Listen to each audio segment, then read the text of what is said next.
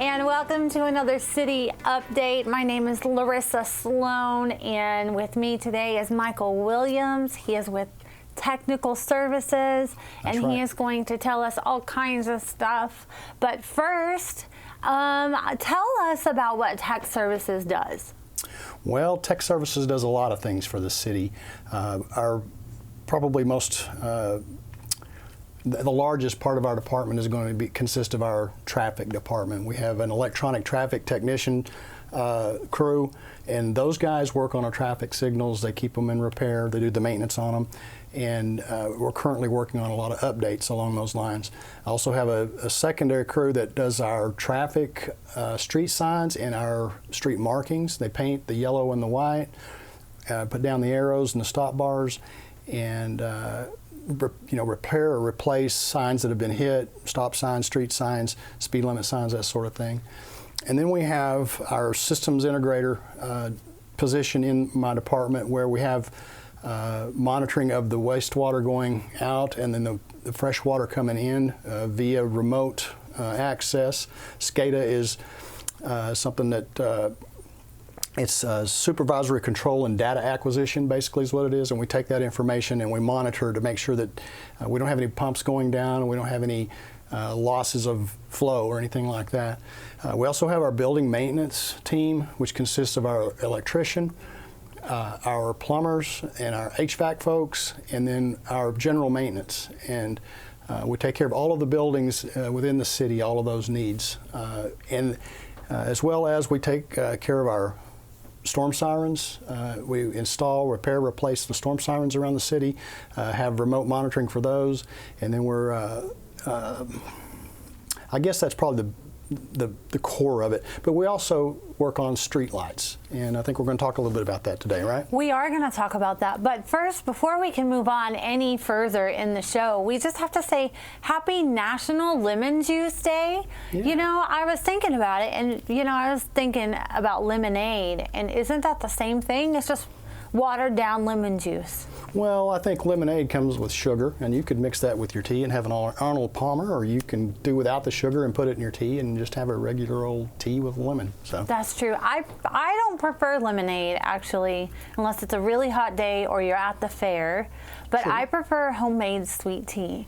So unsweet here, but I like the tea. Yes. Yes, for sure. Well, I just wanted to ensure that I made a mention of that. And so, if you love lemonade, or you love sweet tea, or you love lemon juice, or whatever, fresh squeezed lemons is where it's at today. And so we hope that you get that for yourself. I didn't know they even had such a thing, so that's something that I've learned new for this Monday. They have every day of the year, there is a national day for something or other, and it is like each day has like 20 national days of something. Like, actually, today is National Chess Day as well, but we don't have a chessboard to proudly display. But that's the reason for our light here. Like, this is actually a light, kind of like what's in the studio, illuminating the set right now. And so what the intention of this is to obviously brighten up dark spaces, but we use these for a lot of different things, such as if you need a flashlight. Sure.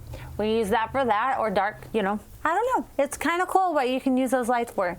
But anyway, so we are going to talk about some lights, and so the first thing that we're going to talk about is the school beacons. Now, I know that's something that you have involvement with. That's one of the other things that we monitor closely. We set the schedules. We copy what's on the website for the school district. We put that in at the beginning of the year when we're doing our testing, and then from that point, they're on autopilot, basically. And if there's ever a change in the schedule due to a storm or some other unforeseen or unknown event, if we're not notified, we basically leave the system on autopilot, and it's going to follow the schedule. So if there are changes during the school year to the schedule, notifying Tech Services, calling the City of Enid and asking for Tech Services, or emailing me at michael.williams@enid.org, we'll get that message to my crew and we'll get those schedules changed. But in the meantime, we want to obey the laws, right? Yes, absolutely. You know, during the summer, we don't necessarily have as much foot traffic or scooters or bikes or, you know, a lot of different modes of transportation, but we have a lot now with school in, we have a lot more kids being out in the streets, walking to school, and just trying to get there. And so we cannot emphasize any more than we possibly have already that please be aware that there are children in the areas, especially school zones, because that's where they all congregate. Yes. And so we just felt like it was very important for you to understand that there are citations that get handed out for these violations. And I know myself, I don't particularly want to get a ticket. And Sure. so, but just know that 1 to 10 miles over the limit is $215 plus the Wow. additional court cost. And then 11 or more miles over the limit is $265 plus additional court cost. And then all, from what I understand, and this is where you can come in and verify this, from what I understand, all the school zones are 20 miles per hour when the yellow lights are flashing. With a couple of exceptions, I believe Chisholm is 25 miles per hour. There's some over in North Enid that are 25 miles per hour. So if they're on a highway, they'll be 25. If they're on one of our side streets, they're going to be 20. And you know, in a residential area, you may be going from 25 down to 20, and that may be a lesser penalty, but it's still going to be a pretty hefty fine. Mm-hmm. I do want to add, if I may, we have there's an app that's called Travel Safely. And on this app, if you just download it to your phone and dial into Enid on the app will help you be notified, or will notify you if you are in a active school zone while you're driving through it. Now, we don't want to encourage you looking down at your phone while you're driving, but if it's running in the background and you don't see those lights, your phone's going to set off an alarm. So you can go to your web store, Apple Store, or Google Android store, I guess is what it's called, and get the Travel Safely app and have that on your phone, and maybe it'll help slow some of the folks down in these school zones. Yeah. And are the hours accurate from 7? They're roughly from 7 to 4? Yes, Okay. for the most part. We have a few exceptions, and when you see those that are kind of out of tune with the rest of the district, it may be because it's flashing for other times for other events. So just keep that in mind. I think there's 1 or 2 exceptions in the city, and that's about it. Mm-hmm. Well, I also know that there is fines. Our lives are very busy, and sometimes we are annoyed by having to stop for a school bus. But there are precious lives on that school bus that are exiting and having to cross the road. And so, you know, it's important for you to obey the stopped school bus. And it is a $565 fine. Wow. Plus additional court cost for you to disregard a bus with its lights on and the stop sign out. Now, granted, there are going to be times that the bus doesn't have its stop sign out. In that moment, it has been advised that you can go around the bus because they're at a school dropping children off or something like that. But what you need to know is that the bus driver can call the police on you. Yes. And that it's just not necessary for you. If you know that you're going to have to be going somewhere and there's going to be buses in your way, find an alternative route to be able to take to avoid that. And so that's just and then what I also understand is that if you violate these and you get these citations upon multiple times, then you can lose your license up to a year. So that doesn't sound like any kind of trouble. Sounds like no fun. No, not at all. Not at all. So just avoid that. Avoid that scenario altogether. And just for me, I just as a mother myself, because Tyler just started school back, I just try and protect all the kids that I can. Yes. There was a kid trying to cross the road the other day, and there was a car that was at the stop sign, and I just stopped in front of the car. I would rather the car hit me than the kid. Yes. And so, I mean, Not that I advise that, but I'm just saying that's the measure that I would take to protect a kid. But Absolutely. Anyway, moving forward, we're going to talk about some lights. I know we've talked about this a few weeks ago, and so I told you that we were going to bring someone on to be able to discuss in more depth about the lights, and so there's not a lot of confusion, so we can just kind of clear this stuff up. And so if you would elaborate on the situation with the lights in OG&E. Okay, be happy to. The screen is showing 3 different pictures here. You have the one on the left with the Stride logo on it. That is a colonial lamp that we have several of downtown. In fact, we have in excess of 200 of these in the downtown area, and we have a handful of them over at Champlain Park. Those are owned and maintained by the city of Enid. In the middle, we have a street light that is mounted to a signalized traffic intersection pole or support. That light that's on that support is also a City of Enid asset, and the City of Enid maintains and repairs those as well. We call those Cobra heads, if you will, and or street lights. Now, in that center picture, you also see the red lights there. Those are signal heads. And if you're going to use the See-Click Fix app to report a bad green bulb or a bad red bulb, you would go to Signal Head, and that See-Click Fix comes straight to my desk. I take that and I convert it over into a task for our electronic traffic tech team, and they'll get out there and get that fixed. If you report it as a light fixture or a street light, then I have to close out your request and create a new one, which leads you to believe that we didn't maybe get to your request and we just ignored it. But in the background, we are getting that taken care of. It's just a matter of a street light versus a signal light. On the third one on the right, this is the vast majority of what we have in the city of Enid, which is the OG&E street lights. They line up and down our side streets, our highways. They also in our alleys and in some people's private lots. And those street lights are going to be owned primarily by OG&E or your homeowners association. So keep that in mind when you're doing a See-Click Fix. Don't know that those get over to the OG&E folks, but we've got some numbers here for you to help you get that resolution. The phone number there on the top, the 800 number, 522-6870, option 6. That if you go straight to option 6, you won't have to listen to all the prompts, between 1 and 5, but some of those could be useful too. For instance, if you have a power line that's down, an active power line that's down, if you have an emergency, all of those options are there. But if you're just reporting a street light, you can skip that.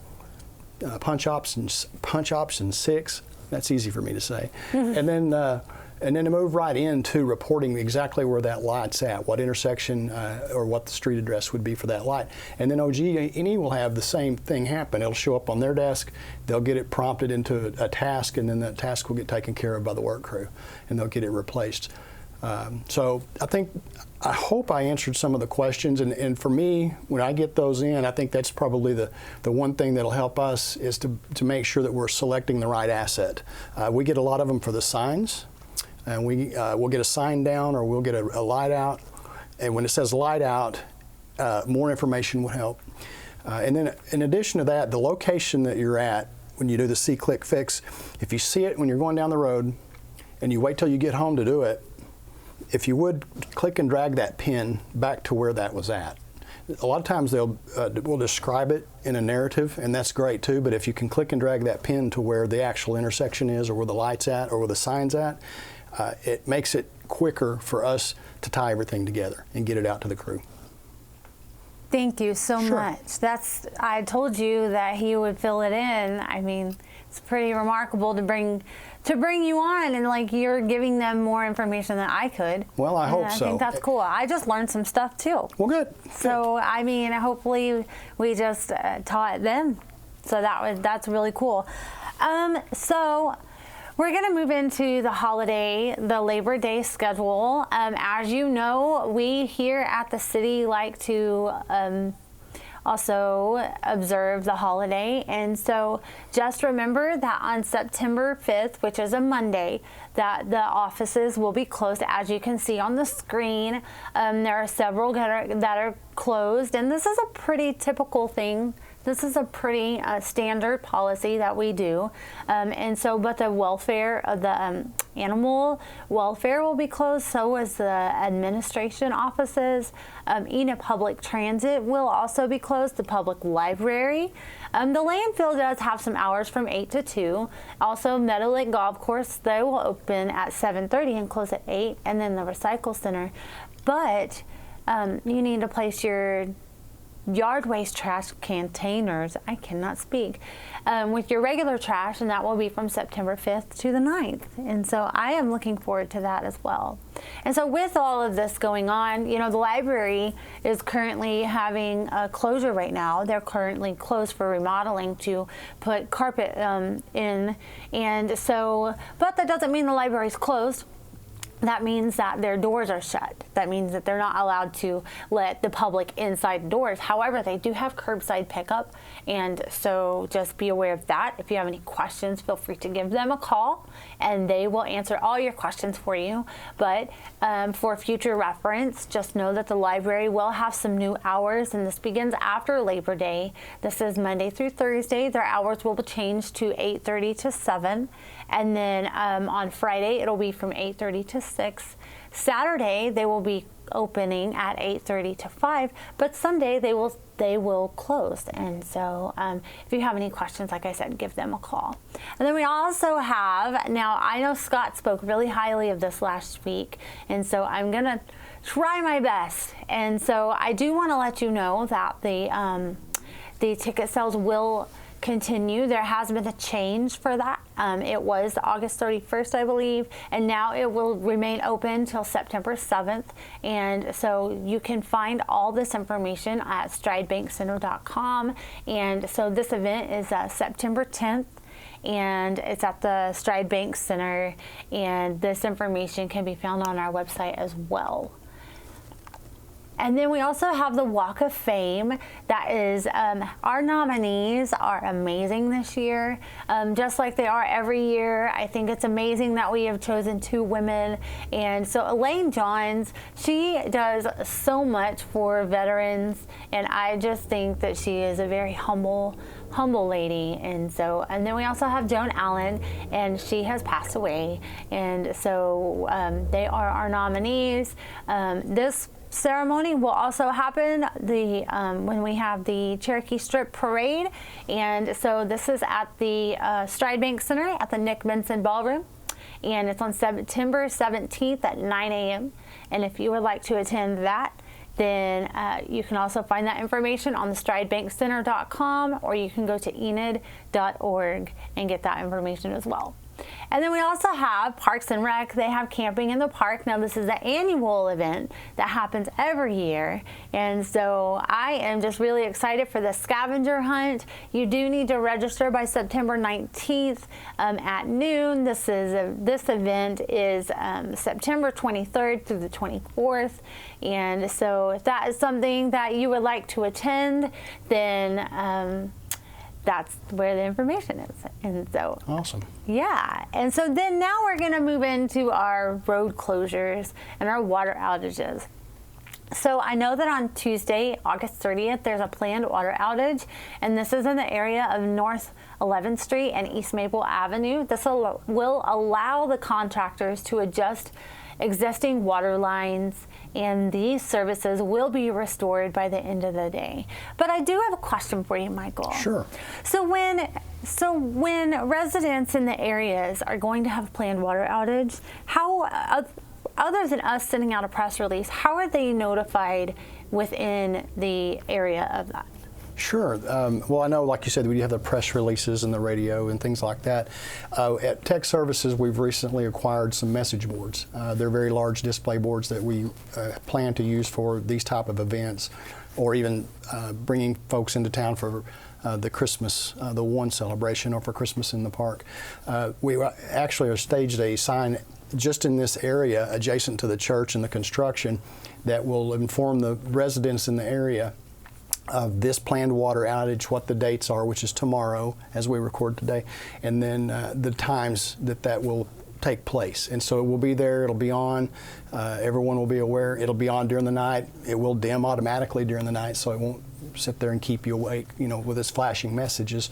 But we're trying to get the message out there and communicate that every way we can so that there's no one that's surprised. No one wants to wake up in the morning and not be able to shower, or to come home in the middle of the day to cook lunch and not have water. So hopefully the message will be there. They'll get in there and get out and get the water taken care of, and then move on to the next project. And you can look forward to seeing those signs helping notify the public more and more. I love that. Great. That's awesome. And then we're going to move into our road closures. And so we have a road closure on Wednesday, August 3rd. That happened a few weeks ago, right? This is August 29th. So that was definitely a few weeks ago, but this will not end until September 14th. So that's the reason why we keep notifying you and letting you know. And there is a road closure on East Maple Avenue. This is in the same area as the planned water outage. I believe Yes. that entire area is getting a lot of updating. A lot of attention. And so this is for concrete work. This will continue through September 14th. And then we also have this also happened a few weeks ago. There's a lane closure on a portion of ONK area and Grand Avenue. And this is the installment of crosswalks and ramps. And this will last about a month.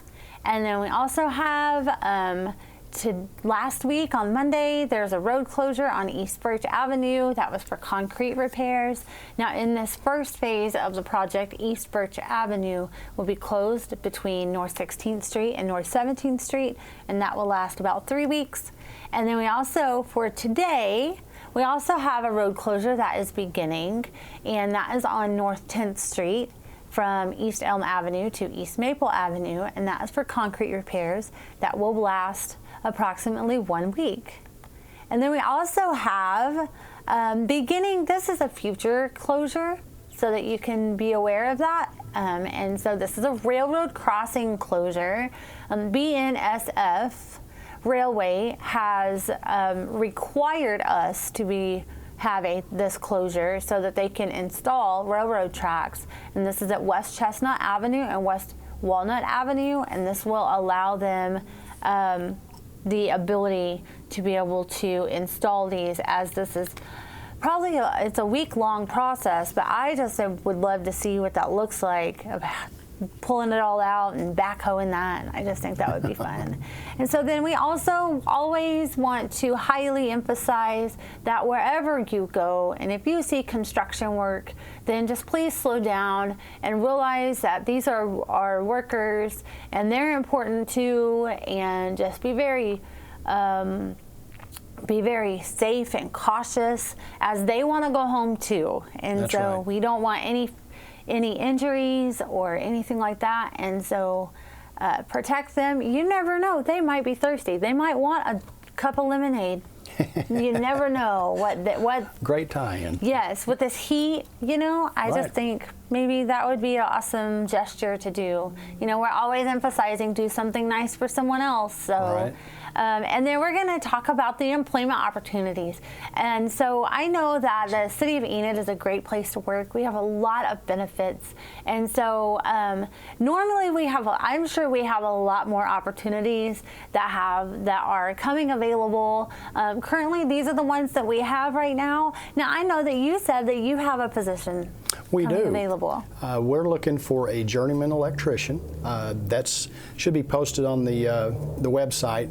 Looking for someone that could come in and join our team. And as a journeyman electrician, obviously the name pretty well says what you would be working on, but working with the city of Enid with the benefit package that they have and the pay scale that they have, I think it's a great opportunity for the right person. If you're out there and working for an outfit, and you may be looking for a change, looking for something with a retirement, something with the many of the things like having Labor Day off or having some of the other days off, there's a ton of benefits. They have a fleet of benefits, and I can't state that enough. And that's something that whenever I was hired on, I felt like I won the lottery, because they've really taken great care of myself. They've taken great care of the team that I work with, and it's nice to see this type of care that the city puts out for its employees. The culture that the city of Enid has is pretty amazing. And so, and then we also have some meetings coming up that I wanted to talk to you about. Obviously, we have the City Commission meeting. Now, keep in mind, we normally do it on Tuesdays. However, because of Labor Day closure, then we will not have that on the normal Tuesday. And so we will have this on Thursday, the September 8th. It is in the council chambers. And so the study session is at 5, and then also the commission meeting following at 6:30. And then we also have the MAPC meeting, and that is on Monday, September 19th, and that is at 6, also in the council chambers. And we also have a green poly cart meeting, and so that is going to be on September 14th, and that is at 6. Again, that's in the council chambers at City Hall. And if you would like to attend these, then you can find more information on our website at enid.org. And then obviously we have all this beautiful weather going on. I am so grateful for the rain. Yes, ma'am. From what I understand, we have more weather headed this way, and I mean, that's what I saw on his Facebook page. Yep. So that's exciting. And so if you have a weather radio, it is channel 4. If you have any questions, then you can feel free to call the office, 616-7258. You can go to his Facebook page at EGCEM, and you can get the most up-to-date on the weather there. And the app will be more updated with the information. But other than that, I think that is just a mouthful, just trying to get the name of it out. And so, and then we also have SeeClickFix. So I think SeeClickFix has been a great tool for the city. It really allows, from what I understand, if somebody if there's a pothole or a down sign or an outage, like a light outage or something like that, they can actually take a picture of where this issue is at, and it will actually tag that information when they submit that. And I just think that's cool. And you can do that through the app. But you can also do a report on the website as well. So that is really neat. And I'm able to so we do a weekly report here in the office, and so we submit that. And so it's really cool to be able to see the numbers go up and like the usage of the app and things like that. So the report is really gaining, and it's getting some traction, and so I'm really excited for that. I would like to see more users. I think we probably have in the neighborhood of 1,500 users, and I say that because I think the highest number of the user number that I've seen assigned is like 1,470 something, and so we've probably got close to 1,500 users. And the more users, obviously, the more input that we get, the more that we can get out there and get those things taken care of. We'd love to have the proactive approach and be ahead of you. In a lot of these things we are, but the things that we don't see, that we don't get to, it's a pretty large city. And for my department, as an example, with 14 of us, we just can't be everywhere at once. And having the city citizens, your eyes out there helping us identify these things, if it's there and you let us know, we're going to get it taken care of. In fact, SeeClickFix items, we tend to move towards the front of the to-do list and get those things knocked out. I love that. Yep. That's amazing. Well, that is all that I have. Did you have anything else that you think is important for our viewers to know? I don't think so.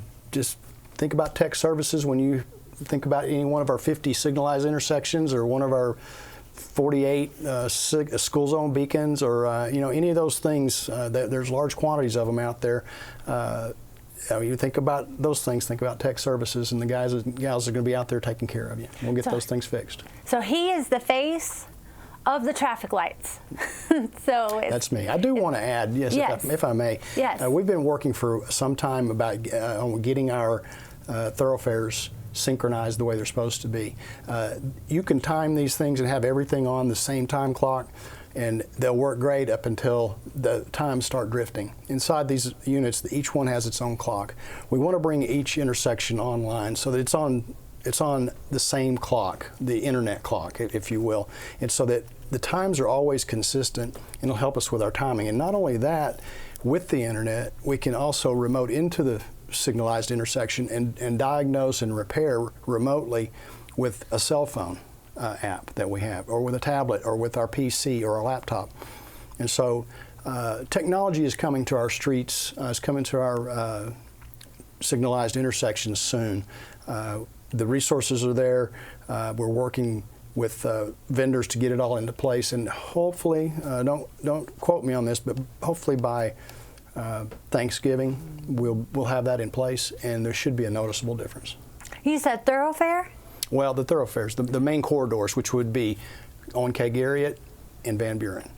And those intersections, as they relate to each other, whether traffic is going into town or coming out of town, there's always conflicts. And then they intersect with each other, so there's conflicts. And then you have emergency vehicle preemptions, which throws them out of time and throws them out of sync. And then you have morning traffic, lunch traffic, and evening traffic. So, you know, there's all of those factors, and with the new technology that's out there, the algorithms that are in some of these pieces of equipment that they've got that can help get the flow and the coordination down to just milliseconds and move the traffic through in a lot more efficient manner. So that's a there lot. You have it. That is a mouthful to say. It's coming soon. Well, if you want to stay up to date with what the City of Enid is doing and what we are doing for you, then you can get all that scoop on our website at enid.org. And if you have any questions, you can always call in and get those questions answered. Other than that, we are on Facebook, Twitter, Instagram, right. YouTube, Fire TV, Roku, all of that fun stuff. And so, as we always say, do something today that counts for someone else. Hey, Have a good day. Bye, Enid. Bye.